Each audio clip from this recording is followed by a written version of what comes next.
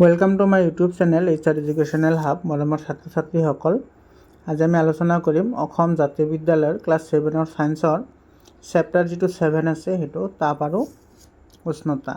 ইয়াৰে প্ৰশ্নাৱলীৰ যিমান প্ৰশ্ন আছে গোটেইকেইটা প্ৰশ্নৰ এনচাৰ আজি আমি আলোচনা কৰিম আৰু তোমালোকে চেপ্টাৰবোৰ ভালদৰে পঢ়ি থাকিবা, কাৰণ আজিকালি তোমাৰ চেপ্টাৰ নপঢ়িলে তোমালোকে ভালদৰে নলেজবোৰ নাপাবা।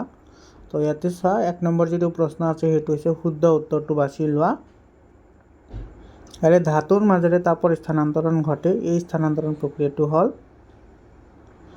ধাতু হৈছে গোটা পদাৰ্থ। তো গোটা পদাৰ্থৰ মাজেৰে তাপৰ স্থানান্তৰণ ঘটিলে সেইটোক কি বুলি কওঁ? আমি পৰিবহণ বুলি কওঁ। ইয়াৰে শুদ্ধ উত্তৰটো হ'ব এ নম্বৰ। 2 নম্বৰটো কি কৈছে চোৱা, কোনটো প্ৰক্ৰিয়াৰে তাপৰ স্থানান্তৰণ ঘটোতে পদাৰ্থৰ প্ৰয়োজন নহয়? তো সেইটো হৈছে বিকিৰণ পদ্ধতি। বিকিৰণ পদ্ধতিৰে তাপৰ স্থানান্তৰণ ঘটোতে কোনো ধৰণৰ পদাৰ্থৰ প্ৰয়োজন নহয়। 3 নম্বৰত কি কৈছে চোৱা, সাধাৰণ অৱস্থাত পানী কিমান উষ্ণতাত উতলে? মানে পানীৰ উতলাংক কিমান হয়? পানীৰ উতলাংক হৈছে 100 ডিগ্ৰী চেলচিয়াছ। তোমালোকে আৰু এটা কথা মনত ৰাখিবা, পানীৰ যিটো হিমাংক, মানে পানী কেতিয়া বৰফ হয়, পানীৰ হিমাংক হৈছে 0 ডিগ্ৰী চেলচিয়াছ। মানে পানীৰ উষ্ণতা কিমান ডিগ্ৰী হ'লে বৰফ হ'ব? সেইটো হৈছে 0 ডিগ্ৰী চেলচিয়াছ। 2 নম্বৰ প্ৰশ্নটো কি কৈছে চোৱা, তাপৰ পৰিবাহী আৰু অপৰিবাহী পদাৰ্থবোৰ চিনাক্তকৰণ কৰা। এতিয়া বায়ু, উষ্ণতা, গজাল, ষ্টীলৰ কাঁহী, প্লাষ্টিকৰ চামুচ, কাঠ, বৰফ আৰু তাম। ইয়াতে চোৱা, তাপৰ পৰিবাহী কোনবোৰক কয়? যিবোৰে তোমাৰ তাপ পৰিবহণ কৰিব পাৰে সেইবোৰক তাপৰ পৰিবাহী বুলি কয়। আৰু অপৰিবাহী কোনবোৰক কয়? যিবোৰে তাপ পৰিবহণ কৰিব নোৱাৰে সেইবোৰক অপৰিবাহী পদাৰ্থ বুলি কয়।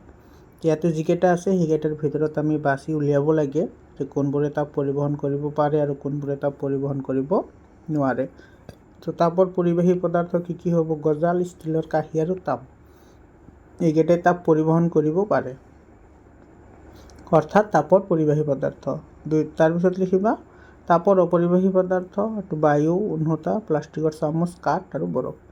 ইয়াতে কিন্তু বায়ুটো কিন্তু তাপৰ অপৰিবাহী পদাৰ্থ হয়। ইয়াৰ পিছত 3 নম্বৰ প্ৰশ্নটো চোৱা, কি কৈছে, তাপৰ সংজ্ঞা লিখা। উষ্ণতা বুলিলে কি বুজা? দুবিধ উষ্ণতা স্কেলৰ নাম লিখা। তো তাপৰ সংজ্ঞা তুমি এনেদৰে লিখিবা, এটা গৰম বস্তুৰ সংস্পৰ্শলৈ এটা ঠাণ্ডা বস্তু আহিলে বস্তুটোৰ পৰা শক্তি ঠাণ্ডা বস্তুলৈ আহে। যিমানখিনি শক্তি আহে সেয়াই হ'ল তাপ, অৰ্থাৎ তাপ হৈছে এক প্ৰকাৰৰ শক্তি। বুজি পালা? ইয়াৰ পিছত যিটো ছেকেণ্ড পাৰ্ট আছে, উষ্ণতা কি? চোৱা, উষ্ণতা হৈছে গৰমৰ জোখ, অৰ্থাৎ বস্তু এটা কিমান ঠাণ্ডা বা কিমান গৰম তাক উষ্ণতাৰ সহায়ত প্ৰকাশ কৰা হয়। ইয়াৰ পিছত উষ্ণতা জোখা দুবিধ স্কেলৰ নাম হ'ল ফাৰেনহাইট, চেলচিয়াছ। ইয়াতে আৰু এবিধ স্কেল আছে যিটোক আমি কেলভিন বুলি কওঁ। তো তিনিওটা মনত ৰাখিবা, ফাৰেনহাইট, চেলচিয়াছ আৰু কি কেলভিন। যিহেতু দুটা লিখিবলৈ দিছে তো দুবিধৰ কথা কৈছে, সেইকাৰণে ফাৰেনহাইট আৰু চেলচিয়াছ লিখিলেই হ'ব। 4 নম্বৰ প্ৰশ্নটো কি কৈছে চোৱা, উষ্ণতা জোখা সঁজুলিবিধৰ নাম কি? এই সঁজুলিবিধত সাধাৰণতে ব্যৱহাৰ কৰা দুবিধ জুলীয়া পদাৰ্থৰ নাম লিখা। আমি সকলোৱে জানো যে উষ্ণতা জোখা সঁজুলিবিধৰ নাম হৈছে থাৰ্মোমিটাৰ। মানুহৰ জ্বৰ হ'লেও এইটো ব্যৱহাৰ কৰা হয়, থাৰ্মোমিটাৰটো।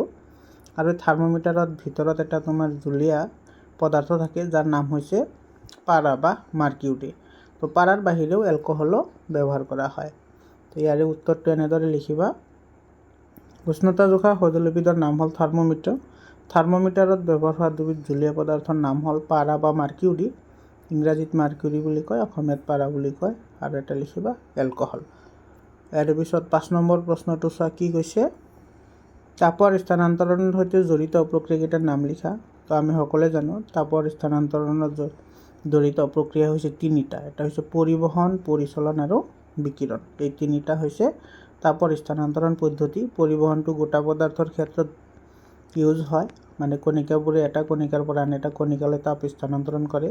পৰিচলনটো তোমাৰ জুলীয়া পদাৰ্থৰ ক্ষেত্ৰত হয়, যিবোৰ জুলীয়া পদাৰ্থ আছে যেনেকুৱা পানী আছে বা তেলজাতীয় পদাৰ্থ আছে সেইবোৰৰ ক্ষেত্ৰত একচুৱেল মুভমেণ্ট অফ পাৰ্টিকলছৰ সহায়ত এইটো কি হয়?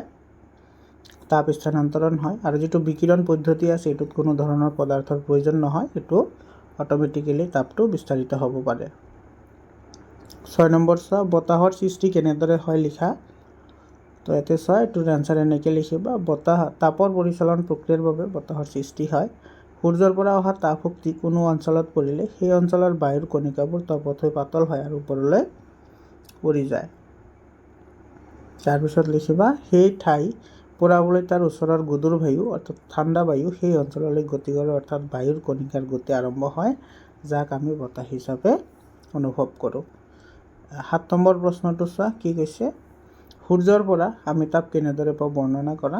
এইটোৰ এনচাৰ লিখিবা এনেধৰণৰ, সূৰ্যৰ পৰা আমি বিকিৰণ পদ্ধতিৰে তাপ পাওঁ। সূৰ্যৰ পৰা নিৰ্গত তাপ শক্তি বায়ুমণ্ডলৰ মাজেৰে পৃথিৱীত আহি পৰে। সূৰ্যৰ পৰা তাপ পৃথিৱীত আহোঁতে কোনো ধৰণৰ মাধ্যমৰ প্ৰয়োজন নহয়। মৰমৰ ছাত্ৰ ছাত্ৰীসকল, যদি তোমালোকৰ PDF ফাইল লাগে তেতিয়াহ'লে 7002824673 এইটো নম্বৰত হোৱাটছআপ কৰিবা। তোমালোকক মই PDF ফাইলটো প্ৰভাইড কৰিম। আৰু তোমালোকৰ ক্লাছ 6ৰ পৰা ক্লাছ 10লৈকে ছায়েন্স আৰু মেথছৰ সকলো ধৰণৰ এনচাৰ তুমি এইটো চেনেলতে পাই যাবা। গতিকে চেনেলটো ছাবস্ক্ৰাইব কৰি ৰাখা। 8 নম্বৰ প্ৰশ্নটো কি কৈছে চোৱা, সমুদ্ৰ বতাহৰ বিষয়ে চমুকৈ লিখা। দিনত সূৰ্যৰ তাপত সাগৰৰ পানী আৰু পাৰৰ স্থলভাগ গৰম হয়, কিন্তু পানীভাগতকৈ স্থলভাগ সোনকালে গৰম হয়। ফলত স্থলভাগৰ বায়ু গৰম হৈ ওপৰলৈ যায়, লগে লগে সাগৰৰ পৃষ্ঠৰ পৰা ঠাণ্ডা বতাহ স্থলভাগলৈ আহে, আৰু ইয়াকে আমি সমুদ্ৰ বতাহ বুলি কওঁ। 9 নম্বৰ প্ৰশ্নটো কি কৈছে চোৱা, যাৰ কালি ৰাতি লেপ লৈ শুলে ঠাণ্ডা নালাগে কিয়, ইয়াৰ কাৰণ ব্যাখ্যা কৰা। আমাৰ ঠাণ্ডা লাগিলেতো আমি সদায় লেপ ব্যৱহাৰ কৰোঁ, কিন্তু কিয় ব্যৱহাৰ কৰোঁ সেইটোৰ কাৰণ আজি আমি জানিম। লেপ বা কাপোৰ আৰু বায়ু হৈছে তাপৰ কুপৰিবাহী, অৰ্থাৎ ইহঁতৰ মাজেৰে তাপ সঞ্চালিত হ'ব নোৱাৰে বা পৰিবাহিত হ'ব নোৱাৰে। লেপ উৰি থাকিলে গাৰ কাষৰ গৰম বায়ু পাতল হৈ ওলাই যাব নোৱাৰে, আৰু বাহিৰৰ ঠাণ্ডা বায়ু ভিতৰলৈ সোমাব নোৱাৰে, সেয়ে তাপৰ পৰিবহণ হ'ব নোৱাৰে। ফলত লেপ উৰি থাকিলে ঠাণ্ডা নালাগে বা গাটো আমাৰ গৰম হৈ থাকে। 10 নম্বৰ প্ৰশ্নটো কি কৈছে চোৱা, মাঘ বিহুত আমি মেজি জ্বলাওঁ, এই ক্ষেত্ৰত আমি তাপ কেনেদৰে পাওঁ। মেজি জ্বলালে ছাই ওপৰলৈ উৰি যায়, ইয়াৰ কাৰণ কি লিখা। তো যেতিয়া মেজি জ্বলোৱা হয়, আমাৰ যেতিয়া বিহু আৰম্ভ হয় মাঘ বিহু, তেতিয়া আমি মেজি জ্বলাওঁ। সেই মেজিবোৰ জ্বলালে ছাইবোৰ কিয় ওপৰ ফালে যায়, তাৰ কাৰণ হ'ব এনেদৰে লিখিবা। মেজি জ্বলালে আমি তাপ বিকিৰণ পদ্ধতিৰে পাওঁ, অৰ্থাৎ কোনো মাধ্যম নোহোৱাকৈ মেজিৰ তাপ বিতৰণ হ'ব পাৰে। মেজি জ্বলালে মেজিৰ ওপৰৰ অংশৰ বায়ু আৰু চাৰিওকাষৰ বায়ু গৰম হয়, পাতল হৈ ওপৰলৈ উৰি যায়, অৰ্থাৎ বায়ুৰ গতি আৰম্ভ হয়। বায়ুৰ এই গতিৰ বাবে মেজিৰ পৰা ওলোৱা ছাই বায়ুৰ লগতে ওপৰলৈ উৰি যায়, এইটো এনচাৰ। 11 নম্বৰ প্ৰশ্নটো কি কৈছে চোৱা, এটা চচপেনত পানী লৈ জুইৰ ওপৰত ৰখা হৈছে, ফলত চচপেন আৰু পানী দুটা গৰম হ'ব। চচপেন আৰু পানীৰ মাজেৰে তাপৰ স্থানান্তৰণ কি পদ্ধতিৰে হৈছে। তো ইয়াৰে এনচাৰ তুমি এনেদৰে লিখিবা, এইটো আজিৰ কাৰণে শেষৰ প্ৰশ্ন। চচপেন জুইৰ ওপৰত ৰাখিলে চচপেনটো পৰিবহণ পদ্ধতিৰে গৰম হ'ব। চচপেনৰ সংস্পৰ্শত থকা পানীৰ কণিকাবোৰ পৰিবহণ পদ্ধতিৰে চচপেনৰ পৰা তাপ গ্ৰহণ কৰিব, আৰু পানী গৰম হ'ব পৰিচালনাৰ সহায়ত। মানে জুলীয় পদাৰ্থ তোমাৰ পৰিচালনাৰ সহায়ত গৰম হয়, আৰু যিবোৰ গোটা পদাৰ্থ আছে সেইবোৰ তোমাৰ কি হয়, পৰিবহণ পদ্ধতিৰ সহায়ত গৰম হয়। তো এইখিনি এনচাৰ তোমালোকে লিখিলেই হৈ যাব। মৰমৰ ছাত্ৰ ছাত্ৰীসকল, আজিৰ কাৰণে এইখিনিয়ে। আকৌ লগ পাম বেলেগ এটা ভিডিঅ'লৈ। ধন্যবাদ।